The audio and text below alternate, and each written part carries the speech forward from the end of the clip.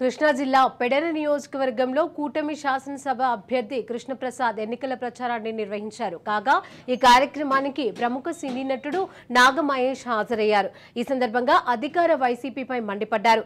జగన్ అరాచక పాలనలో ఆంధ్రప్రదేశ్ పూర్తిగా కట్టుబడిందని ఎద్దేవా చేశారు. ఇప్పుడు రాష్ట్రం దిక్కుతోచని స్థితిలో ఉందని ఫైర్ అయ్యారు. ఎటు చూసినా ఇబ్బందికరమైన పరిస్థితులు ఉన్నాయని అన్నారు.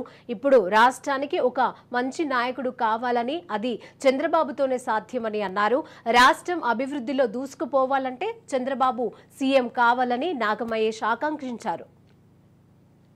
ఈసారి కూడా మళ్ళీ మనం మూడు పార్టీలు కలిసి ముందుకెళ్తా ఉన్నాం.